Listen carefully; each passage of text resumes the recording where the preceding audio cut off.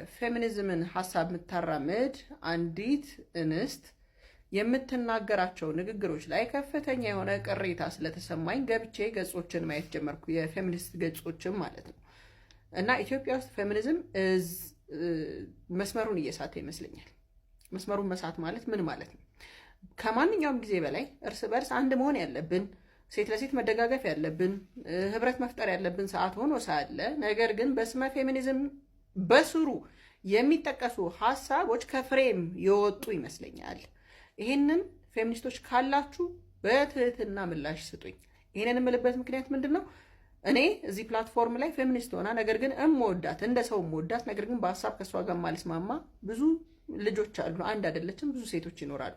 ነገር ግን ቅር ያለኝንና ቅር ያሰኘኝን እንደ ማህበረሰብ እኔም እማልስማማባቸውን ሀሳቦች ልገልጽ ግን ወድጃለሁ። ይሄ ሁሉ ጥያቄ ነው። በነገራችን ላይ እንዴት አድርጌ እንደማቀርበውም ግራ ገብቶኛል። ምክንያቱም አሻሚ ርዕስ እንዲሆን አልፈልግም። የግለሰቧን ቪዲዮ እዚህ ጋር አምጥቼ ባክ ኤንድ ፎርዝ ለመጓተትም አይደለም። ነገር ግን ትክክል ካልሆነ ትክክል አይደለም ብዬ ያሰብኩትን ያመንኩትን ነገር መግለጽ ስለፈለግኩ ነው። ፌሚኒዝም ከትርጓሜው እናንተም እኔም እናውቀዋለን። ሶሻል፣ ፖለቲካል፣ ካልቸራል የሆነ ሙቭመንት ነው።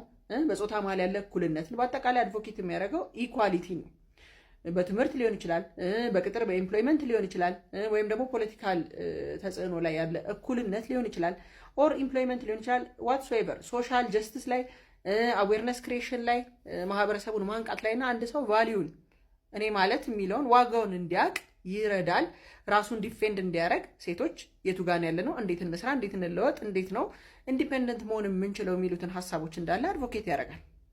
የኔ ጥያቄ በዚህ ቪዲዮ ላይም የተመለከትኩትና ትንሽ ያሳዘነኝ ነገር ቃል በቃል ከልጅቷ ስትላቸው ከነበሩት ነገሮች መሀል እናንተ ወንዶች ዩ ቫይል ቢንግስ ዩ ዲስከስት ሚ ምናምን፣ እናንተ ጨካኝ ፍጥሮች በጣም ነው የምታስጠሉኝ። ወንዶች ነው እኮ ያለች። ወንድ እኮ አባት ነው።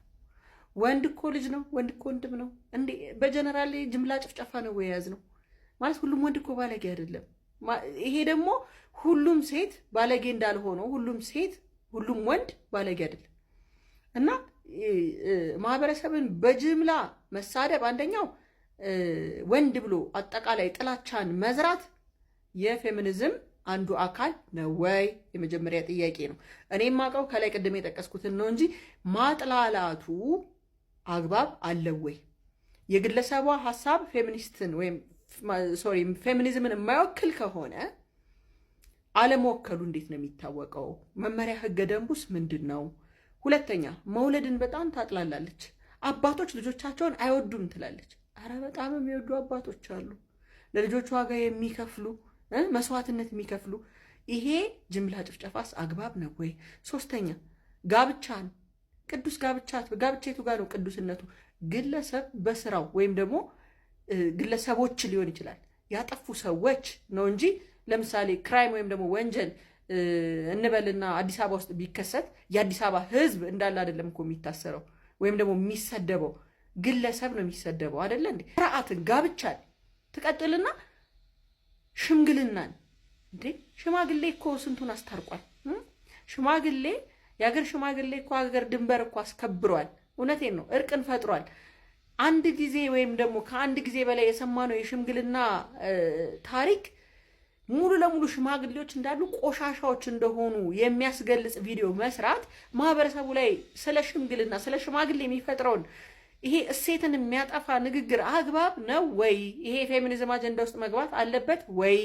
ይሄ እንዴት ነው ኢኳሊቲን የሚያመጣው? ማጥላላት፣ ስድብ፣ አኔቲካል መሆን ወይም ደግሞ ከስነ ምግባር ውጭ የሆኑ ንግግሮች እንዴት ነው ሰው ጆይን ማድረግ የሚችለው? ይሄንን እየሰማ የኔ ጥያቄ ነው።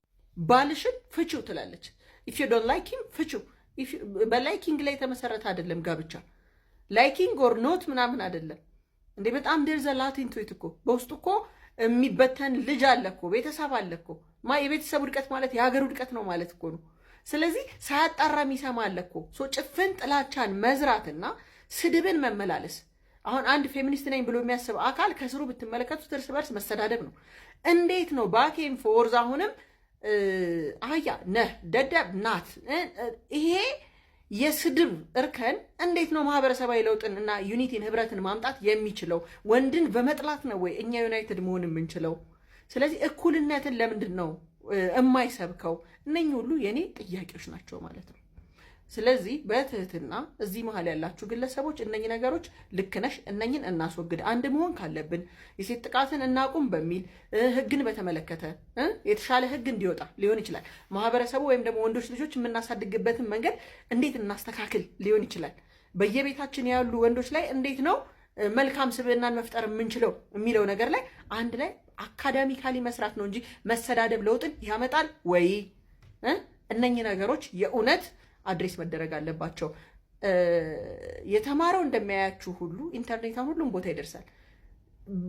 በቸልተኝነት ምን እንዳላችሁ እንኳን ሳይገባው የሚከተላችሁ ሰው አለና የቤት መፍረስ፣ የትዳር መበላሸት፣ የተረጋጋ ህይወትን የመምራት እድሉን ማህበረሰቡ ባይነፈግ መልካም ነው ባይ ነኝ። ስለዚህ ዩኒቲን የማይፈጥር ከሆነ ምንድን ነው መፍጠር የሚችለው የሚለውን ነገር አንድ ላይ እናውጋበት ነው። በትህትና መልሱልኝ። መልካም ቀን። Let me stop you right there. የኔ እናት በጣም ቀደም አልሽብኝ። ፌሚኒዝም ኢትዮጵያ ውስጥ መስመር እንዲስት መጀመሪያ መስመር መያዝ አለበት። ገና መስመር አልያዝም።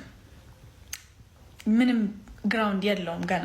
ኤክስክሉሲቭነስ ለምሳሌ አባወራዊ ስርዓት እያልሽ የምትተችው ወንዶችን ያላማከለ የሙቭመንት አይነት ስለሌለ እንደ ህብረት እንለወጣለን እንጂ በጥላቻ የሚመጣ አንዳች ነገር ስለሌለ የተጠየፋችሁት የሽማግሌ የመንግስት የሃይማኖት አባት የማህበረሰብ አካላት አንድ የህዝቡ አንድ አካል ናቸውና እነሱን ያላሳተፈ አንድነት ኢኳሊቲ ስለሌለ በልቅምቃሚ እንግሊዘኛና በሚያውያው በውው በአው በማለት የሚመጣ የሀገር ለውጥ ስለሌለ እናንተን መከተል አቁሜያለሁ። አንድ ነገር ልጠቁምሽ ጆርዲ አድርሱላት። ጆርዲ ምንድነው የምልሽ መሰለሽ፣ የሴቶች ጥቃትን ለሴቶች ብቻ እንከላከል ካልሽ ገደል መግባት ትችላላችሁ። በግልጽ ነው የምነግርሽ።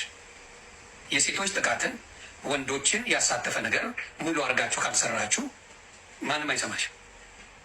የሚነጣጥል ነገር አትስሪ። የሴቶችን ጥቃት ወንድሞች እህቶች አንድ ላይ ሆነን እንከላከል የሚሉ ቪዲዮዎች እየሰራሽ አይደለም። ይህ የተግባር ጥሪ ፌሚኒስትም ላልሆናችሁ የሴት ጥቃት ይመለከተኛል፣ የሴትን ጥቃት እቃወማለሁ ለምትሉ ሰዎች ሁሉ ደፋሪዎች ምን ይደረጉ? ሸላቸው ቆረጥ ይገደል ነው ብለ ቆረጥላቸው።